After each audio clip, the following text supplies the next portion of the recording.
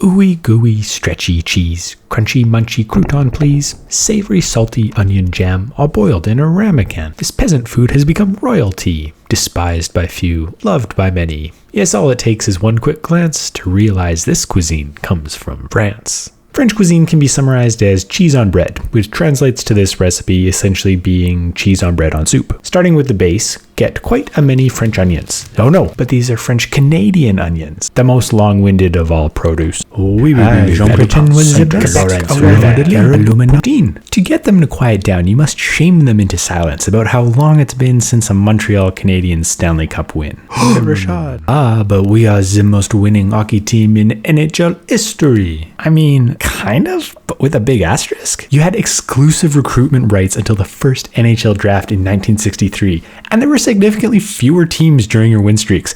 One of the teams you beat was called the Philadelphia Quakers, for goodness sake. No. If your words didn't immediately shatter them into pieces, make like the French Revolution and off with their heads. Hone your knife and don your prescription snowboard goggles to protect yourself from syn-propanethiol S-oxide, the component that makes you cry. And slice them into long, thin onion noodles. Or dice them. It doesn't matter. Just go with your preferred soup shape. Heat 3 tablespoons of olive oil over medium heat and dump in the remains of the monarchy.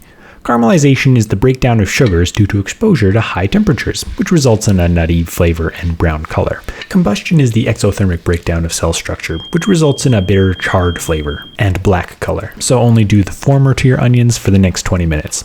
Keep them moving.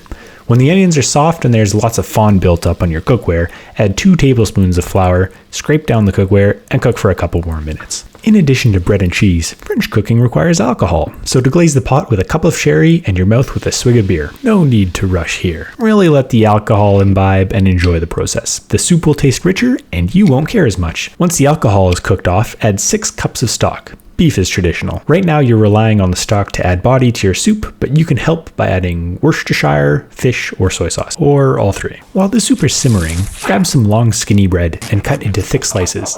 Take the crushed garlic that you've been marinating in olive oil and massage the bread down. Give it a courtesy toast before the heat toast. It's traditional to broil the toppings prior to serving, so go out and purchase some oven-safe crockery because you don't own any for some reason.